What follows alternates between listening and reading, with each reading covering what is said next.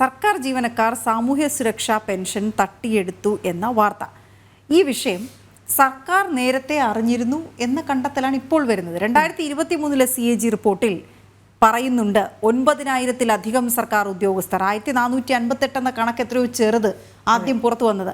ഈ റിപ്പോർട്ടിൽ CAG റിപ്പോർട്ടിൽ പറയുന്നു 9,000-ലധികം സർക്കാർ ഉദ്യോഗസ്ഥർ അനധികൃതമായി പണം തട്ടിയെടുത്തിട്ടുണ്ട് എന്ന്.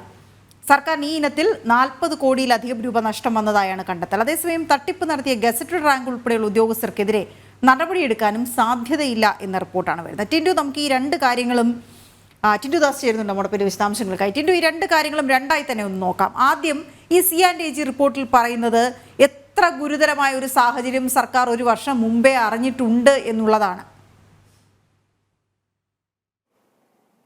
ഗുഡ് മോർണിംഗ് ദേവിക, വീണ.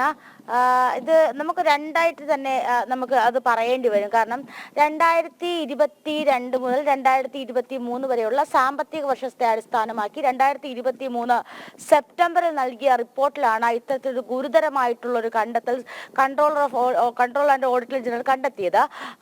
ഈ റിപ്പോർട്ട് സർക്കാരിന് കൈമാറുന്നു. ആ റിപ്പോർട്ടിൽ ഇങ്ങനെയാണ് പറയുന്നത്: സാമൂഹ്യ സുരക്ഷാ പെൻഷൻ സ്കീമിൽ അനർഹരായിട്ടുള്ള 9,201 പേർ ഈ ലിസ്റ്റിൽ ഉൾപ്പെട്ടിട്ടുണ്ട്. അങ്ങനെയെങ്കിൽ അവരെ ഒഴിവാക്കിക്കൊണ്ട് ലിസ്റ്റ് പുനഃപ്രസിദ്ധീകരിക്കണം, അവരെ ഒഴിവാക്കാനുള്ള നടപടികൾ സ്വീകരിക്കണം.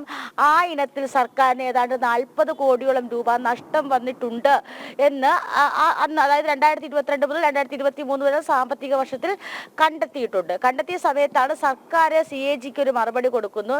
2017 തന്നെ ഇത്തരത്തിലൊരു സാഹചര്യം ഉള്ളതായിട്ട് കണ്ടെത്തിയിട്ടുണ്ട്. അതായത് സാമൂഹ്യ സുരക്ഷാ പെൻഷനിൽ അനർഹരായിട്ടുള്ള സർക്കാർ ഉദ്യോഗസ്ഥർ ഉൾപ്പെട്ടിട്ടുള്ള കാര്യം 2017 തന്നെ സർക്കാരിന്റെ ശ്രദ്ധയിൽപ്പെട്ടിട്ടുണ്ട്.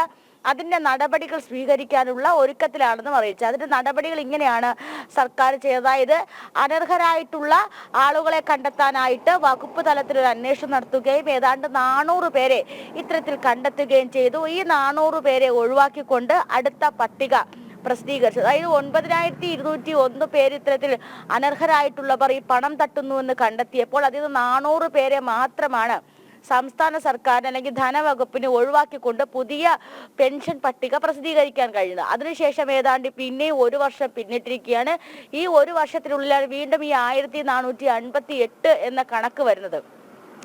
അപ്പൊ ഏറ്റവും പ്രധാനപ്പെട്ട കാര്യം എന്ന് പറയുന്നത് 9,000 എന്ന് പറയുന്ന കണക്ക് ഇവിടെ കിടക്കുന്നു. 4,000 ഈ 400 അധികം, അതോടൊപ്പം തന്നെ 1,458, ഏതാണ്ട് 2,000-ൽ താഴെ ആളുകളെ മാത്രമേ സംസ്ഥാന സർക്കാർ ഇപ്പോൾ ഇത്തരത്തിൽ അനർഹമായ രീതിയിൽ പണം വാങ്ങുന്നതായിട്ട് കണ്ടെത്താൻ സാധിച്ചിട്ടുള്ളൂ. പക്ഷേ അവർക്കെതിരെ നടപടികൾ സ്വീകരിക്കാൻ കഴിഞ്ഞിട്ടില്ല. ഈ കണ്ടെത്തി, അതായത് ഈ 9,000-ലധികം ആളുകൾ പെൻഷൻ പറ്റുന്നു എന്ന് കണ്ടെത്തി ഇവർ കൊണ്ടുപോയ പണം സർക്കാരിന് ഇതുവരെ തിരിച്ചു പിടിക്കാൻ സാധിച്ചിട്ടില്ല. ഈ ഇനത്തിൽ തന്നെ അത് റഫ് കണക്ക് മാത്രമാണ്. 40 കോടി രൂപ സംസ്ഥാന സർക്കാരിന് കഴിഞ്ഞ ഒരു 3 വർഷത്തിനുള്ളിൽ നഷ്ടം വന്നിരിക്കാം. 40 കോടി എന്ന് പറയുന്നത് ഒരു അപ്രോക്സിമേറ്റ് കണക്ക് മാത്രമാണ്. പക്ഷെ അതിൽ എത്ര തന്നെ ആക്യുറൻസി ഉണ്ട് എന്നുള്ള കാര്യം ആശങ്ക തുടരുക തന്നെയാണ്. കാരണം ഇത്രയും പേരെ കണ്ടെത്തിയാൽ പോലും കണ്ടെത്തി ഒരു വർഷം കഴിഞ്ഞിട്ടും ഒരു നടപടി എടുക്കാത്ത സാഹചര്യത്തിൽ ഈ 40 കോടിയിലധികം രൂപ എങ്ങനെ തിരിച്ചു പിടിക്കും? ഗസറ്റഡ് റാങ്ക് ഉൾപ്പെടെയുള്ള ഉദ്യോഗസ്ഥർക്കെതിരെ നടപടിയെടുക്കാനുള്ള സാധ്യത എത്രത്തോളം ഉണ്ടെന്നുള്ളത് നോക്കേണ്ട കാര്യമാണ്. ഏതായാലും നമുക്ക് തുടർ നടപടികൾ ആവശ്യമുള്ള വിഷയം തന്നെയാണ്.